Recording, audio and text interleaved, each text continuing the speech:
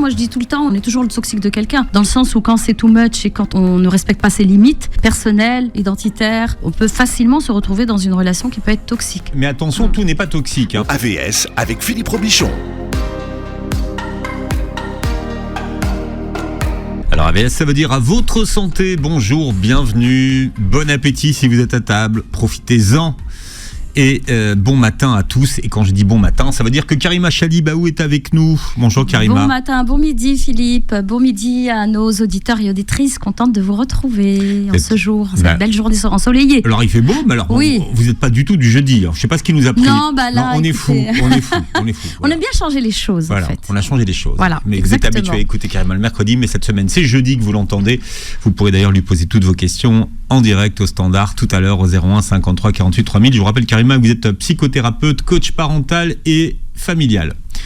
Se libérer des relations toxiques. Aïe, aïe, aïe. On en parle ce matin et c'est vrai que le mot toxique est rentré dans notre vocabulaire, notamment Absolument. pour parler des relations. On était en train de dire Aurentel, c'est un mot qu'on n'aime pas beaucoup, toxique. Oui, on n'aime pas parce qu'en fait, il vient mobiliser tout un référentiel donc de nocivité, quelque chose de nocif, quelque chose de corrosif, quelque chose qui tue en fait, qui nous empêche de vivre, qui nous empêche de respirer, qui va nous prendre à la gorge ou à la poitrine. Et donc du coup, c'est dès qu'on donne ce titre-là, est-ce que tu es dans une relation toxique? Alors attention, donc on vient mobiliser aussi l'emprise, la question de l'emprise, la question de la manipulation, tout ça. Ouais. Donc c'est pour ça qu'on n'aime pas trop. Bon, il y a des modes. En plus, il y a des modes. En plus, il y a des modes. Donc voilà, c'est vrai que maintenant, les relations toxiques, ça fait partie aussi des modes, au même titre que des PN. Exact. Tout le monde, si on vient regarder, de toute façon, moi je dis tout le temps, on est le toxique de quelqu'un. On est toujours le toxique de quelqu'un. Dans le sens où quand c'est too much et quand on ne respecte pas ses limites personnelles, identitaire. Quand je dis identitaire, c'est-à-dire le sens du soi. Donc quand on ne respecte pas ça, forcément, soit vis-à-vis de soi, soit vis-à-vis de l'autre, et bien on se retrouve, on peut facilement se retrouver dans une relation qui peut être toxique.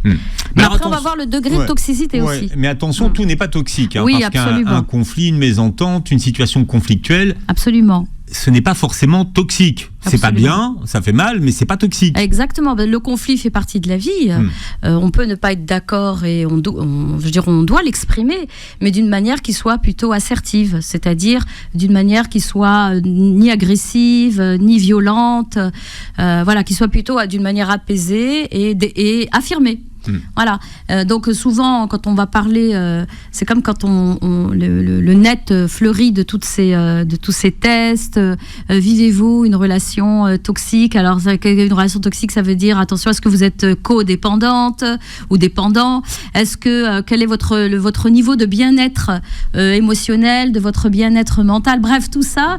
Et donc, il peut y avoir. Alors, c'est là où il faut faire en fait la différence. Il peut y avoir une relation à un moment donné où elle va être conflictuelle, où il va y avoir des frictions, où il va y avoir des frottements comme ça, pour amener la relation à évoluer. Et que si on se fiche dessus et on ne la travaille pas correctement, c'est-à-dire qu'on ne voit pas de quoi a besoin cette relation pour grandir, eh bien on risque de se figer et de tomber dans un rapport en fait qui peut devenir toxique. Pourquoi ? Parce que soit une personne est dans le statu quo, il va avoir des réactions de passif-agressif, par exemple. On a souvent ces cas-là. Et avec l'autre qui essaye de tirer, qui essaye de faire quelque chose pour l'autre. C'est en ça que ça devient souvent toxique. Pourquoi ? Parce qu'on veut sauver l'autre, parce qu'on veut qu'il change, mais l'autre ne manifeste pas l'envie. Et ça, c'est souvent problématique. C'est ce qu'on appelle les sauveurs toxiques. Les sauveurs toxiques, exactement. Les névrosés, quoi. Voilà, je veux dire, dans le triangle dramatique de Cartman. Celui-là aussi, on en parle beaucoup. On veut sauver l'autre. On se dit mais avec moi ce sera différent. Mais moi, non, j'ai vu ça. Alors, on peut se poser aussi la question, Philippe. Qu'est-ce qui fait qu'on tombe aussi dans une relation toxique ? Il y a pas des prérequis, je vais pas dire ça comme ça, mais il y a des traits de caractère, des traits de schémas en fait comportementaux et de schémas émotionnels qui nous amènent à tomber dans une relation qui peut devenir toxique. Voyez, notamment quand on veut sauver l'autre. On parlait du sauveur toxique, le névrotique, qui lui, il faut qu'il voit des victimes partout en fait. Et c'est une potentielle victime. Pourquoi ? Parce que ça vient nourrir lui son besoin de se sentir utile, le besoin d'être vu, le besoin de validation, le besoin de gratification. Et donc cette personne va voir des victimes partout. Et donc finalement, de transformer le sauveur, vous savez, le triangle, à un moment donné, on joue un rôle. Donc on va on va choisir le casting, qui on va recruter dans notre scénario de vie pour jouer la victime. Alors il faut expliquer à tout le monde, le triangle de Karpman. Donc, oui, alors c'est un psychologue qui a développé, qui a fait ça vient de l'analyse transactionnelle. Dans les développements de l'analyse transactionnelle qui a été créé cet outil et cette vision. Donc il vient aussi de la psychanalyse. Eric Berne, qui était psychanalyste et qui a développé en fait ces différentes ce qu'il appelle l'égogramme, c'est-à-dire les différentes positions de vie dans lesquelles on peut se retrouver. Il y a le parent qui, soit je suis en interaction avec vous, par exemple Philippe, et je me positionne, je prends la posture de parent, et donc ça va dépendre soit un parent normatif, c'est-à-dire celui qui va dire la règle, tu dois pas, il faut pas, et ou alors le parent nourricier, celui qui voit vos besoins et qui va venir les nourrir. Soit je suis un adulte, et donc c'est une personne qui connaît ses besoins et qui a réglé, c'est-à-dire qu'il y a une bonne moyenne, un bon équilibre dans le fait de régler entre ses besoins, formuler des demandes et vivre la vie qu'il souhaite. Et puis on a la troisième position qui est celle de l'enfant, qui va être soit un enfant rebelle, un enfant blessé aussi, ou l'enfant spirituel, on l'appelle aussi comme ça, ou l'enfant lumineux, et qui va justement répondre. Donc du coup, dans nos transactions, Eric Berne, il a travaillé là-dessus. Et ensuite, Karpman a développé en parlant des 3 positions du triangle, c'est-à-dire soit on est sauveur, persécuteur ou bourreau, ou victime. Et donc, c'est une espèce de danse qui se fait à 3 comme ça, et où on va, à un moment donné, on voit une personne en difficulté, elle part, cette présupposition, pardon, je vais y arriver. C'est pas facile à dire. C'est pas facile à dire. Non, Zoé, mais vous l'avez bien dit. Cette présupposition. La présupposition qui est derrière, en fait, ce postulat de base qui est derrière le sauveur, c'est que on a besoin de moi, et la personne qui est en face de moi n'est pas capable de s'en sortir, ou n'a pas les ressources pour y arriver. Et donc, elle a besoin de mon aide. D'accord ? Et comment ça va s'exprimer, par exemple, dans la vie de tous les jours ? Vous voyez quelqu'un de perdu dans la rue, moi ça m'arrivait, moi je dis souvent, j'ai transformé ma névrose de sauveuse en compétence en faisant le métier que je fais, et en comprenant l'articulation de tout ce qui se passe. Et donc, par exemple, quelqu'un qui est dans la rue, qui est perdu, mais qui ne vous demande rien, et que vous allez lui dire « Ah, vous êtes perdu ? Oui, où est-ce que vous voulez aller ?» Et puis vous allez commencer à lui indiquer la route. Donc ça part d'une bonne intention, bien sûr, de l'aide. Mais s'il n'y a pas de demande, il n'y a pas d'intervention. Voyez ? C'est la base. Ça, c'est la base. Pas de demande, pas d'intervention. Il faut laisser l'autre. Si la personne ne demande pas à être aidée, exactement, vous n'intervenez pas. On n'intervient pas parce que... Même si vous croyez bien faire. Et souvent, moi, je reçois beaucoup d'appels, dire oui, mais elle va pas bien, elle a besoin de ci, elle a besoin de vous voir. Oui, j'ai bien entendu, mais il faut que ce soit elle qui fasse la démarche et qui demande j'ai besoin d'aide. Et pour sortir, on en parlera tout à l'heure, pour sortir de l'emprise quand on est dans une relation toxique, eh bien la première étape c'est de le reconnaître et de demander de l'aide. Parce qu'il y a des choses qu'on peut faire soi-même et des choses dont on a besoin d'être accompagné pour pouvoir s'en sortir.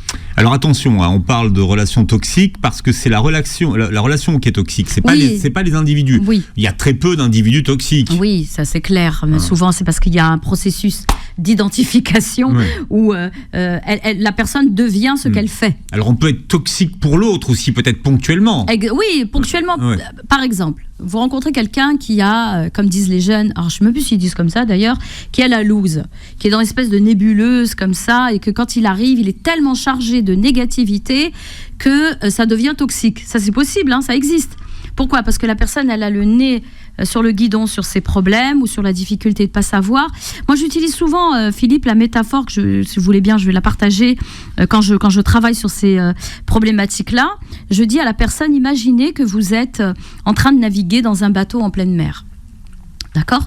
Et les relations toxiques sont comme des tempêtes violentes qui frappent votre navire. Et ça arrive et paf, et vous êtes balancé de ce côté et puis d'un autre côté. Bon, vous imaginez la tempête en pleine mer. Et à tout moment, vous risquez de chavirer. À tout moment. Et ces tempêtes, en fait, qui sont des tempêtes finalement psychologiques, elles peuvent en fait vous laisser épuiser, vider, désemparer, au bout du rouleau. D'accord ? Et vous cherchez désespérément un abri qui soit sûr. Donc imaginez, vous êtes en pleine mer et vous n'y arrivez pas. Et le fait d'avoir des répétitions, parce que souvent les personnes nous disent Oui, mais c'est pas la première relation que j'ai. J'arrive pas à rentrer en relation ou à construire une relation qui soit saine. Par opposition à la toxique, on parle de relation saine. Donc la personne vous dit, je n'y arrive pas. C'est toujours la même chose. C'est le casting qui change, mais le scénario, c'est le même. Ouais. Donc, soit on est rentré dans le triangle de Cartman, on est ce sauveur et on veut aider la victime qui se transforme à un moment donné en bourreau parce qu'elle va vous faire du mal, et vous devenez sa victime finalement. Vous voyez, donc finalement c'est une espèce de danse, on joue comme ça, à chaque fois on prend une position. Mais pardon de dire ça, mais si ce sont des processus qui se répètent, est-ce que le problème vient pas de nous ? Oui. Alors c'est compliqué à dire, hein, et c'est compliqué à entendre pour la personne qui, elle se sent victime. Hein. Alors justement, moi je fais la distinction, Philippe, si vous me le permettez, il y a deux sortes de victimes. Vous avez le statut victime, qui est un terme juridique. Vous avez subi une agression, un abus, une trahison, quelque chose, et donc la loi dit que vous êtes victime de cette personne, parce qu'elle a abusé de vous, elle vous a pris votre argent, elle a fait ceci ou elle a fait cela. D'accord ? Donc il y a le terme juridique et une vraie victime. Ça ne veut pas dire que les autres ne sont pas des vraies victimes. Et vous avez le terme psychologique quand on dit c'est une victime, c'est-à-dire qu'on présuppose, je reviens encore au postulat de base, qu'on pense qu'elle n'a pas les moyens de s'en sortir, qu'on pense qu'elle ne va pas y arriver, qu'on pense qu'elle n'a pas les ressources pour y arriver, qu'elle n'est pas capable de s'occuper d'elle ou capable d'identifier ou d'analyser la relation. Donc, et d'ailleurs on le voit dans les attitudes. Il y a des personnes qui viennent, elles se disent oui, je suis victime de mon mari, victime de mon compagnon, victime de mes enfants, victime de l'école, victime de je sais pas qui, victime de mon chien, de mon chat et de tout ce que vous voulez. D'accord ? Je suis victime et j'arrive pas à me dérouler, à sortir de là. D'accord ? Pourquoi ? Parce qu'il y a des intrications, il y a des mécanismes de défense qui se sont installés, de protection, et parce que peut-être que la personne a une faible estime d'elle-même et elle croit qu'elle ne peut rentrer que dans ces relations-là et qu'elle ne mérite que ce genre de relations-là. Et on a la victime qui, elle, quand c'est le terme juridique qui est utilisé, c'est pour ça moi je demande toujours à mes clients patients, quand ils viennent, à mes consultants, on fait la distinction. Oui, vous avez vécu une trahison, oui, vous avez vécu un abus, oui, vous avez été manipulé. Maintenant, on va sortir de là. Le terme, vous avez un statut de victime, mais vous n'êtes pas une victime. D'accord, mais vous ne répondez pas à la question. Alors, c'est-à-dire, est-ce que le problème ne vient pas de vous ? Non, alors justement. Est-ce que finalement, c'est pas vous qui transformez ? Alors, je ne sais pas, hein, je mets avec des précautions. Est-ce que c'est pas vous qui finalement transformez une relation saine en une relation toxique ? Une relation toxique. Oui, alors. Il y a une part de responsabilité. Parce que quand même, quand on dit... moi, je trouve ça quand même assez difficile. Mais c'est pour ça que c'est difficile de dire à la personne, c'est de ta faute. C'est toi, regarde comment tu t'es comporté avec lui. C'est toi qui as fait ceci, c'est toi. Mais ça peut... culpabilité derrière. Si on prend la conscience que peut-être on peut être à l'origine... Oui, voilà, mais être à l'origine... d'un comportement, ça change des choses. Mais vous savez, quand on est en interaction, c'est une boucle interactionnelle. Moi, par exemple, je vous dis quelque chose, donc, vous savez, il y a un présupposé en communication qui dit « ma communication n'a de sens que dans la réponse que j'obtiens ». Qu'est-ce que ça veut dire ? Si je vous dis « Philippe, ouvrez la fenêtre » et que vous ouvrez la porte, la responsabilité, vous avez une part de responsabilité.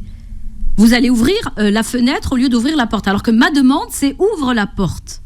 D'accord ? Donc, moi, j'ai une part de responsabilité. Peut-être que je n'ai pas envoyé le message correctement. Fallait me la montrer. Par exemple, voilà, exactement. Vous la montrer, dire, tiens, tu peux ouvrir. Vous voyez ? Donc, j'ai une part de responsabilité, oui, dans la manière dont je communique avec l'autre, dans ma manière d'être avec l'autre, qui va lui laisser penser ou croire qu'il peut ou ne peut pas faire telle ou telle chose. C'est la question aussi de quel est le sens du moi, le sens du soi que je me donne, de mon identité, et l'autre par rapport à moi. La question des limites. Je n'autorise pas cette personne à me parler de cette manière, parce que quand vous l'autorisez, et ça s'apprend dès tout petit. Si dans mon entourage, quand j'étais petit enfant, que je voyais que les relations entre les adultes, il y avait un rapport de domination, par exemple, ou un rapport de manipulation, en fait, je vais l'imprégner. C'est-à-dire que je vais penser, je vais créer, dire « Ah tiens, les relations, c'est comme ça que ça se passe ». Et donc, je vais reproduire la même chose. Se libérer des relations toxique avec Karima Chadibaou. Vous pouvez poser vos questions au 01 53 48 3000. Alors désolé s'il y a un peu d'attente, mais il y a un petit peu de publicité. Donc, mais je vous promets, on prendra vos appels. Sur quels critères, Karima, on définit la toxicité d'une relation ? Alors, la toxicité, elle va se retrouver en fait dans la manière d'être en relation avec l'autre.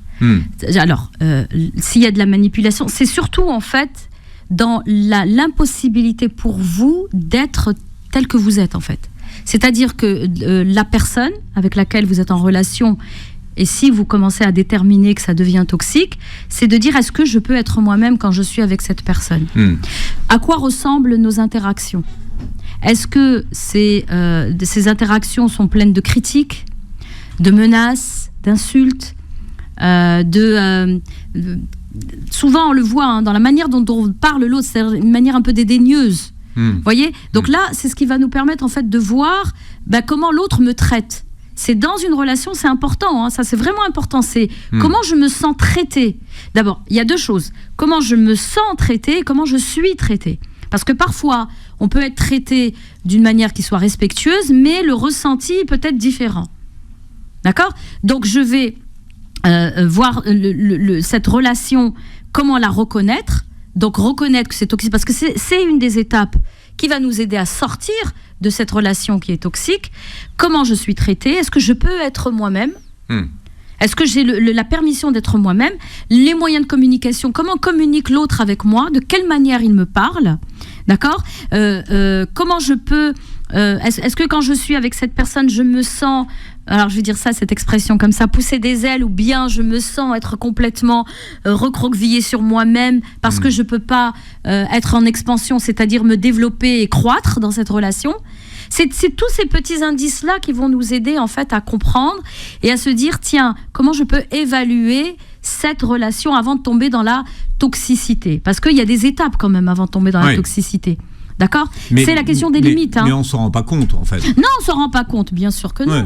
On ne s'en rend pas compte. Pourquoi ?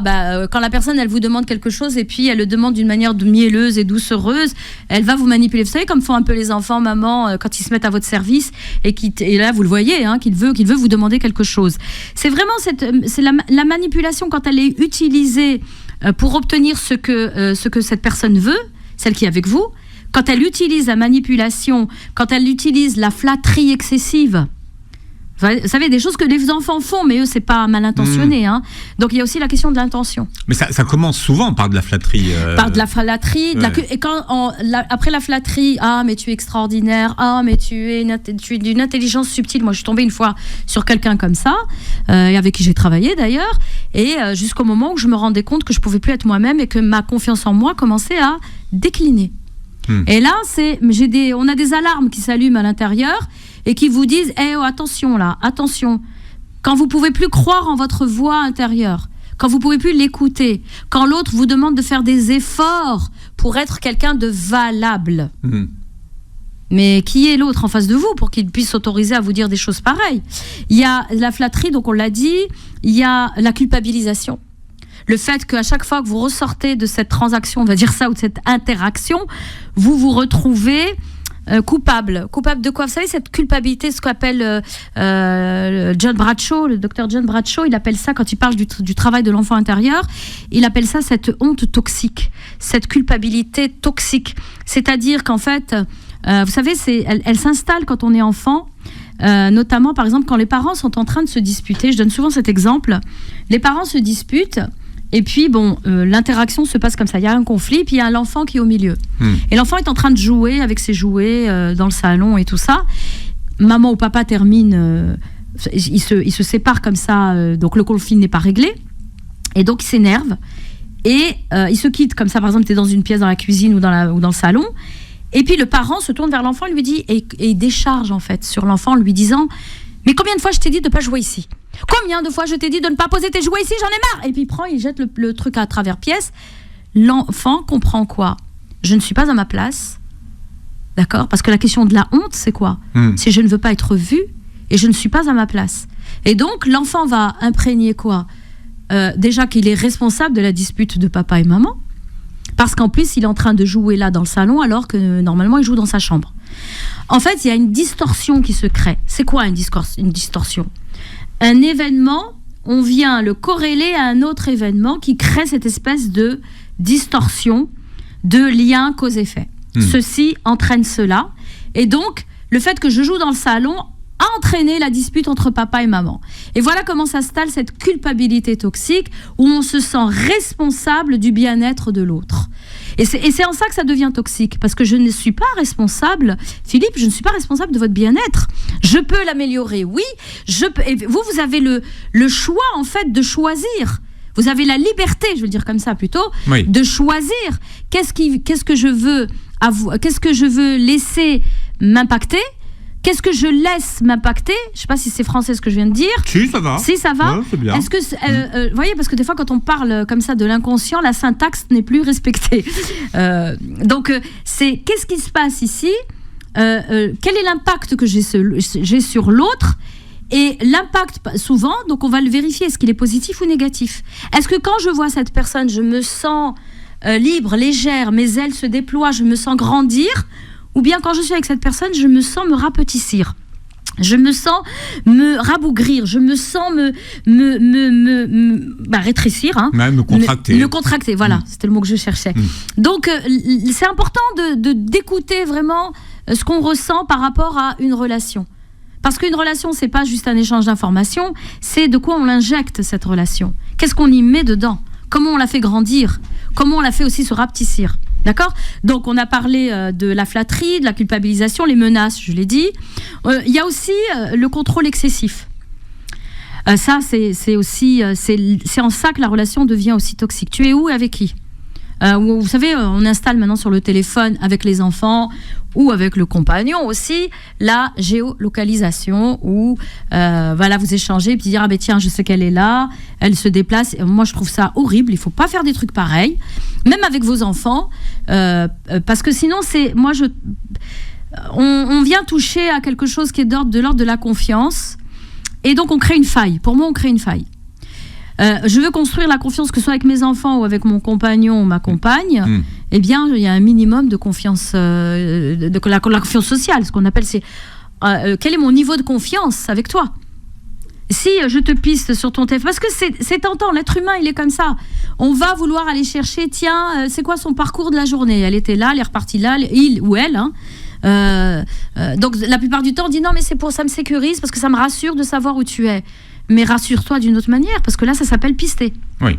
C'est pas rassurer, c'est autre chose. Les gens qui se séparent parfois continuent à se pister, que ce soit sur les réseaux sociaux, que ce soit en géolocalisation. Exactement. On continue à pister l'autre. Moi, de toute façon, sur mes téléphones, j'enlève toutes les applications où il y a des choses comme ça, ou en tout cas, parce que vous avez le choix de choisir ou pas ce que vous... on vous dit, est-ce que vous voulez que l'application vous suive ? Moi, je dis toujours non. Et aussi, les personnes, même par exemple sur WhatsApp, on le voit sur les réseaux sociaux, ah oui, mais j'ai vu que tu étais en ligne et tu n'as pas répondu. Oui, j'ai une vie aussi. J'ai pas répondu parce que c'était pas le moment. Et ça, je trouve, en fait, il y a une envie d'avoir un contrôle sur la personne et de dire... Tout le monde le fait maintenant. Mais bien sûr, tout le monde le fait. Mais c'est pas parce que tout le monde le fait que ça veut dire que c'est bien. Ça crée encore plus de... Alors, on va parler des conséquences quand même de la toxicité. J'arrive pas à le dire. Il y a quand même... donc le contrôle excessif, on l'a dit, mais qui va générer quoi chez l'autre ? Du stress et de l'anxiété. Et ça, c'est déjà, on est dans un climat hyper anxiogène avec tout ce qui se passe dans le monde. On n'a pas besoin de se rajouter ça. Vous voyez ? Donc, ce contrôle excessif, il va se faire, je veux savoir où tu es. Et une fois que je sais où tu es, mais pourquoi tu as été là-bas ? Tu n'as pas besoin de ça. Vous savez, le fameux, on va vous contrôler et on va vous isoler. De dire, mais pourquoi tu as été prendre le thé chez un tel ? T'avais pas besoin d'aller là-bas ou t'as été faire les boutiques, mais t'as pas besoin de chemise, t'as pas besoin de chaussures. Regarde avec tout ce que tu as et tatati et tatata. Et du coup, ça va insinuer en fait cette espèce de doute. D'accord ? Un autre point qui peut vous aider, c'est un packaging de tout ça. C'est la personne est égocentrée. Elle est égocentrée, ça veut dire qu'elle est le centre du monde, donc celle qui insuffle de la toxicité dans la relation. On va dire le manipulateur, si on veut. Oui, voilà, le manipulateur. Entre guillemets. Et voilà. Et en même temps, Philippe, le manipulateur, ça fonctionne que parce que vous êtes manipulable, parce qu'il a repéré vos défaillances. Par exemple, moi, quand j'ai étudié mon cas personnel, et de qu'est-ce qui fait, parce que moi j'ai un flair quand même assez aiguisé, une acuité assez sensorielle assez aiguisée pour repérer et voir les manipulations, et là je ne l'ai pas vu en fait. Pourquoi ? Parce que c'est ce qu'on appelle l'excès d'empathie. Quand vous avez aussi un excès d'empathie, quand vous dites oui mais avec moi ce ne sera pas pareil, donc on revient au sauveur, hein. Vous dites non mais la personne vous fait de la peine, donc on n'est plus dans l'empathie, on est dans la pitié. La différence entre l'empathie et la pitié, l'empathie vous savez que la personne peut s'en sortir et qu'elle a les moyens, c'est juste qu'elle pense qu'elle n'a pas les moyens de se sortir de là où elle se trouve. La pitié, c'est que vous vraiment la personne est démunie, c'est-à-dire que vous pensez qu'elle n'a pas les capacités cognitives et émotionnelles et comportementales pour s'en sortir. C'est-à-dire que vous êtes l'indispensable. Et c'est là où c'est en ça que c'est égocentré. De la part de celui qui veut sauver et de celui qui est le manipulateur, entre guillemets, ou la manipulatrice, qui va dire, en fait, elle est le centre du monde, quoi. Elle ne tient pas compte des besoins de l'autre, ni de ses sentiments. Non, ce qui est important, c'est... Et puis quand vous lui montrez du doigt son erreur, alors là, c'est des virtuoses dans le renversement de situation. Comment vous devenez... Non, mais en fait, non, ce que tu n'as pas vu, c'est toi, dans ta manière d'analyser. Tu n'as pas la bonne analyse, ou tu n'as pas le bon ressenti, ou tu n'as pas eu le bon comportement. Donc, c'est les 3 trucs, hein. On y va, hein. Ta tête, ton cœur, ton corps. Tout ça ne va pas. Vous voyez ? Et donc là, vous remettez en question, et là, les failles, le travail de sape commence, où votre confiance en soi va se retrouver à ras les pâquerettes, ou en dessous du niveau de la mer. Ouais. Voilà, vous voyez ? Que le processus, et puis si vous y ajoutez cette personne manipulatrice qui est instable émotionnellement, d'accord ? Vous la voyez, moi il m'arrivait des cas où je voyais la personne, elle parle avec les autres et elle est dans une espèce de joie, de communication, une espèce de... Et puis dès qu'elle arrive avec vous, elle fait la tête, pour pas dire un autre mot. Le 11 là qui se crée, vous savez là, comme ça. Entre les deux yeux. Entre les deux yeux, pardon, on a la radio, Philippe. Ouais. Entre les deux yeux, mes enfants appellent ça le 11. La ride du lion, on l'appelle aussi comme ça. Et puis vous dites, alors qu'est-ce qui se passe ? Là, il y a 2 secondes, il riait, t'es bien avec les autres. Et puis avec moi, je comprends pas. Qu'est-ce que j'ai fait de mal ? Et donc ça, il y a comment on inverse la vapeur. Vous voyez ? Donc cette instabilité émotionnelle, les critiques constantes, on l'a dit, et le double discours. À vous, il vous dit quelque chose, et à l'autre, il dit autre chose, exactement l'opposé. Et vous vous dites, mais non, mais moi, c'est ce que tu m'as dit. Ah non, c'est toi qui as mal compris. Moi, j'ai bien dit les choses, mais c'est toi. Il faudrait que tu vois un petit peu, toi qui es une experte du comportement humain, il faudrait que tu ailles voir un petit peu. Alors du coup, vous dites, mais qu'est-ce que j'ai loupé, quoi ? Qu'est-ce que j'ai manqué ? Donc en fait, quand vous avez affaire, quand il y a en empathique, un débordement empathique, on va dire ça comme ça, la personne va remettre la faute. La faute, il y a l'idée derrière d'une faute morale. L'erreur, je préfère dire l'erreur. L'erreur sur soi, et de dire, en fait, c'est moi qui n'ai pas bien fait. En fait, j'ai pas les codes et je sais pas... C'est encore de ma faute. C'est encore de ma faute. Et on répète, et on répète, et on répète. Et c'est ce qui nous amène à cette fragilité quand on est dans une relation toxique. On devient fragile. Voilà, se libérer de la culpabilité ce matin avec Karima Chadibaou, 01 53 48 3000 si vous voulez intervenir et témoigner sur les relations toxiques. Si vous avez l'impression de vivre une relation toxique en amitié, dans votre famille ou en couple, eh bien vous êtes les bienvenus au 01 53 48 3000. Alors quelles sont les différentes étapes de la libération, Karima ? Alors, on en a donné 2 tout à l'heure pour, en même temps qu'on veut en sortir. En fait, il faut travailler sur deux. Enfin, moi, j'y travaille comme ça. Je vais clarifier ma pensée. Sur 2 niveaux. Ça veut dire qu'en même temps que vous reconnaissez qu'il y a de la toxicité dans la relation, et ça, c'est important, parce que c'est ce qui va vous permettre de vouloir en sortir. Le fait de vouloir en sortir, c'est pas automatique. C'est pas parce que je décide et que je veux en sortir que je vais y arriver. D'accord ? Parce que c'est comme un espèce de bourbier dans lequel on est emprisonné. C'est paradoxal, en fait.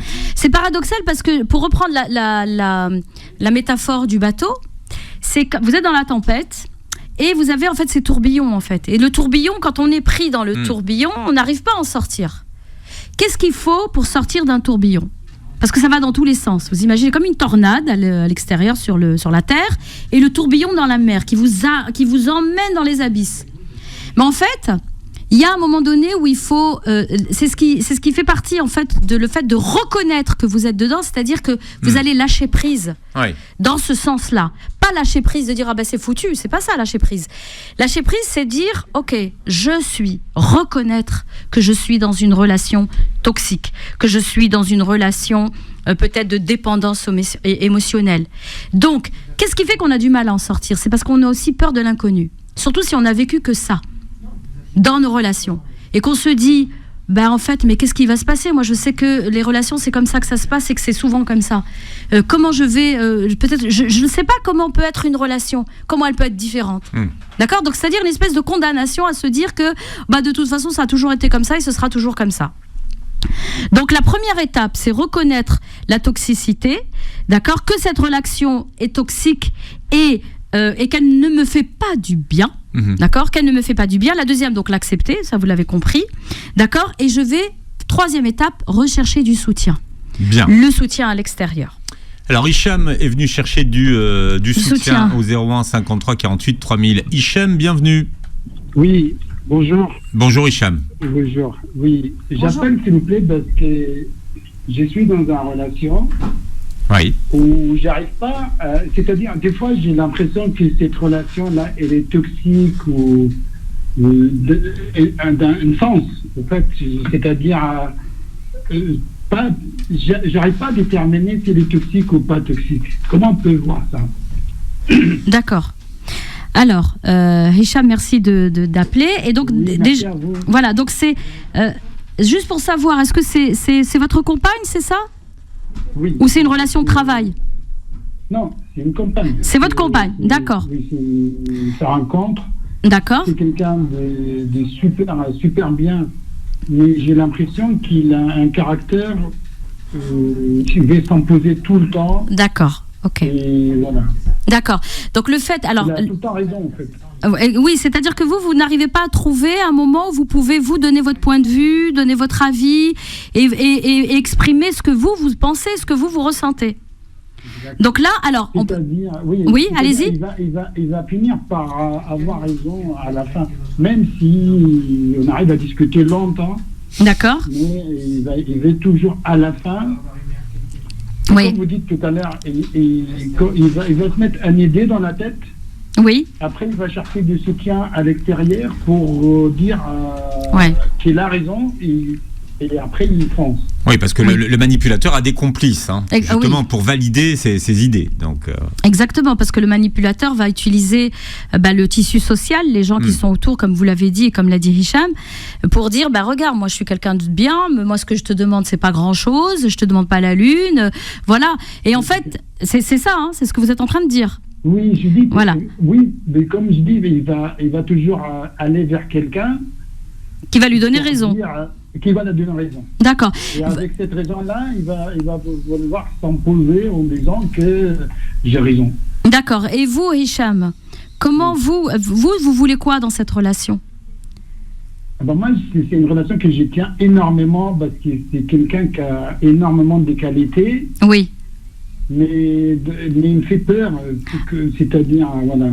Donc voilà, j'ai peur. Vous avez, alors de quoi vous avez peur ? Est-ce que vous avez réussi à mettre un mot sur qu'est-ce qui vous fait peur à vous ? Même la personne est bien, c'est très bien. Mais vous êtes en train de me dire que vous avez peur. Mais peur de quoi ? Qu'est-ce qui pourrait se passer ? Je ne vais pas pouvoir supporter ça tout le temps. D'accord, parce que supporter ça tout le temps, ça veut dire quoi pour vous ? C'est-à-dire, à un moment, je vais dire stop, et quand ça sera stop, ça sera fini. D'accord, c'est-à-dire qu'en fait, là, ce qui se passe dans votre processus, et Hicham, c'est que vous la laissez gratter du terrain. C'est-à-dire que vous repoussez vos limites. Exactement, j'ai l'impression que c'est ça. Et oui, merci. Voilà, donc ne repoussez pas vos limites, parce que vous êtes une personne, j'ai l'impression, et en vous écoutant, que vous allez laisser du terrain, et à un moment donné, il y a un point de non-retour. Vous n'êtes plus vous-même. Vous êtes plus... J'ai perdu 2 relations comme ça. Voilà. J'ai pas envie de perdre cette personne. Cette personne, je tiens énormément. Eh oui. Alors, ce que vous pouvez lui dire, Hicham. Qu'est-ce que je peux faire ? Alors, ce que vous pouvez faire, déjà, avant d'agir avec elle, vous allez d'abord agir avec vous-même. C'est-à-dire que vous allez avoir de la bienveillance envers vous-même. Au lieu de culpabiliser et de voir le truc qui va arriver, le danger, c'est-à-dire oh là là, je risque de la quitter, mais moi je l'aime et elle est bien, et à part ça, elle a ceci, elle a cela, et tatati et tatata, et ce que je n'aime pas, c'est ça et ça. D'accord, je n'aime pas ça. Elle a des qualités. Tout le monde a des qualités et des défauts. Maintenant, ce défaut qu'elle a d'avoir tout le temps raison, et ça veut dire que, en fait, elle veut prendre un peu du pouvoir sur vous. Et vous, ce pouvoir, c'est votre pouvoir personnel. Ouais, enfin, ne pas avoir tout le temps raison, ça veut dire qu'on n'accepte pas que l'autre pense différemment. Il y a ça, l'autre ne pense. Donc, oui. c'est-à-dire que vous, Hicham, vous devez faire le point là-dessus. D'accord ? C'est quoi ? Le danger, vous le connaissez, la rupture. Vous ne voulez pas la rupture. Donc, avant d'arriver vers la rupture, il y a plein d'étapes. La première étape, c'est dire, ok, ma chérie, je t'aime beaucoup, mais là, il y a une limite. Je ne peux pas aller au-delà de ça. Est-ce que tu peux entendre ça ? Tu as ton point de vue, j'ai mon point de vue. Voyons comment nos deux points de vue peuvent se marier, faire alliance ensemble. Elle vous dit oui, bismillah. Elle vous dit non, dites ok, on peut coexister ensemble, être ensemble sans que ce soit la guerre. Vous voyez, parce que souvent, ces personnes-là, de ce que vous êtes en train de décrire, c'est soit tu es avec moi, soit tu es contre moi. Et vous allez lui dire non, je peux être avec toi tout en n'étant pas d'accord avec toi. Et là, vous allez apporter de la nuance. Vous allez apporter, c'est comme les couleurs, vous allez apporter de nouvelles couleurs sur votre palette. C'est pas facile à faire, mais faites-le. Vraiment, ça, c'est pour moi, c'est le premier conseil que je vous donne. Et donnez-nous des nouvelles. Faites déjà ça et donnez-nous ensuite, dites-nous comment ça va se passer. Merci Hicham de votre appel. Nous avons Camilla qui est avec nous. Camilla au 01 53 48 3000. Camilla, bienvenue. Bonjour. Bonjour Camilla, bienvenue. Merci. Oui. Je sais pas quoi dire en fait. Ah, alors dites-le avec talent. C'est compliqué parce que moi, il s'agit de ma maman. Oui. D'accord, mais qui est votre... Un peu plus dur parce que quand c'est le conjoint, c'est simple, on quitte, on divorce, c'est réglé, mais quand c'est... Quand c'est la famille... Bah oui, quand c'est maman, on divorce pas de sa maman, c'est clair. Alors pour oui. On a choisi pas, mais c'est ça que c'est. Voilà, pour qu'on comprenne bien, Camilla, c'est votre maman qui est toxique, c'est ça ? Elle est super toxique, elle est très envahissante, elle prend beaucoup de place, elle se met toujours dans la comparaison par rapport aux autres, même par rapport à mes propres enfants. Oui. Elle joue sur sa maladie, elle joue sur les malheurs qu'elle a vécu dans le passé. D'accord. Que j'ai vécu moi aussi, parce qu'elle a perdu son mari qui est mon papa, son fils qui est mon frère. Oui, donc il y a beaucoup de pertes. D'accord. Donc, oui, et puis vous êtes dans une... En fait, j'ai perdu un autre frère l'année dernière et depuis, franchement, c'est très compliqué. J'essaye d'avoir de l'empathie, j'essaye de la comprendre. Je suis aussi maman de 3 enfants, oui. Mais je ne comprends pas son comportement avec moi. Je ne le comprends pas. Alors, j'ai coupé les ponts depuis un mois. D'accord. Alors, Camilla, le comportement qu'elle a avec vous, c'est quoi ? Concrètement, qu'est-ce qu'elle fait ? C'est qu'elle se mêle de tout, elle donne des ordres, elle demande des choses qu'on peut pas, que je peux pas lui offrir. D'accord. D'accord. Elle essaye même de demander des choses pour me faire, vu que bon, comme toute pas mal de mamans, elle préfère les garçons aussi. Ouais. Donc elle a toujours besoin, me sollicite pour avoir des choses pour me faire, alors qu'ils sont mieux que moi financièrement. D'accord. En fait, elle s'appuie, si vous me permettez Camilla, elle s'appuie sur vous parce qu'elle sait que vous allez tout lui donner. Vous allez tout passer. Quand je dis tout passer, oui, c'est-à-dire... pourquoi, vous êtes posé la question, qu'est-ce qui fait qu'elle le demande à vous et pas à vos frères ? À vous et pas à votre... Oui. Elle a toujours dit que je suis celle qui a le plus fort caractère, voilà. Mais je suis la plus gentille. Voilà, donc en fait, votre mère s'appuie sur votre empathie naturelle. Elle s'appuie sur votre envie de la rendre heureuse. Elle s'appuie sur votre générosité. Elle s'appuie sur votre capacité à vous remettre en question. Donc, qu'est-ce qu'elle fait ? Je ne suis pas la seule à qui elle fait ça. Mais oui. Elle fait ça à mon autre sœur. Mais parce qu'elle est comme vous, peut-être aussi, votre sœur. Mais comment elle le prend, votre sœur ? Oui, c'est une bonne question, ça. J'ai eu ma sœur qui me disait, j'en peux plus. Elle me disait, mais qu'est-ce qu'on va faire ? Et comment elle fait, votre... D'accord. Donc, votre sœur a la même réaction que vous ? Oui, elle nous demande de l'argent, elle nous demande des choses que des fois on ne peut pas faire parce qu'on est des mamans. C'est vrai qu'on travaille, on va dire qu'on a une situation financière stable, mais on n'est pas non plus riche. On paye les impôts, on paye les crédits, on paye pas mal de choses. Et elle ne comprend pas. Déjà, il faut, Camilla, que vous vous disiez déjà avec vous-même que vous faites le mieux que vous pouvez. D'accord ?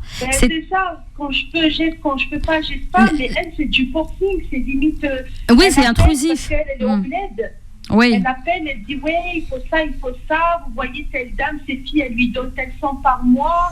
Et pourtant, elle est bien financièrement. Oui, elle a la comparaison. Elle a pas mal de bien. Elle est avec mes 2 frères qui gagnent bien leur vie. D'ailleurs, un, c'est un milliardaire.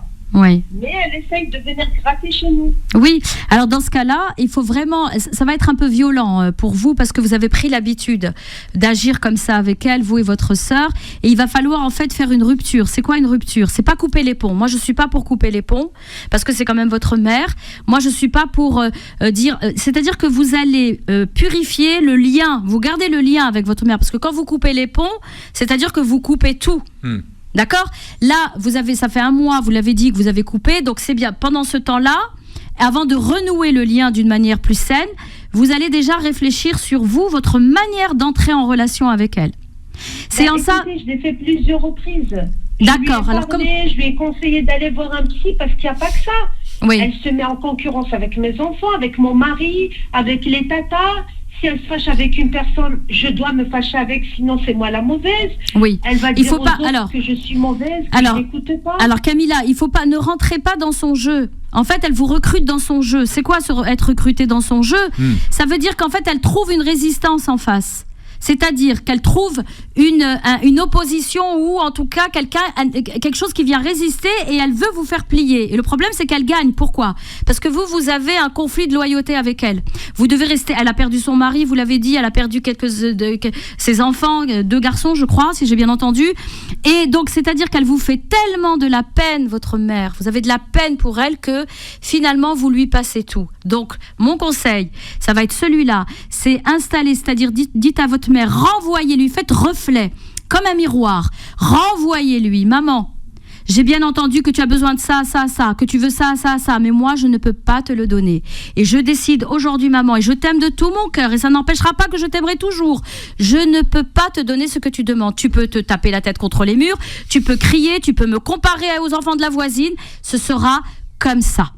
C'est-à-dire être ferme et déterminée. Je sais que c'est pas facile, mais faites-vous des petits exercices et devant le miroir. D'accord, Camilla ? Parce que là, on me dit de me dépêcher. Non, on vous dit ça ? Non. Merci Camilla, en tout cas pour votre appel, puisque dans un instant, c'est vos petites annonces avec Vanessa. Vous réécouterez l'émission en podcast sur beurrefm.net et sur les plateformes qui reprennent l'émission. Vous verrez la vidéo sur YouTube. Oui, Karima, à très vite. Absolument, à très vite. Passez une très belle journée santé sur Beurre FM.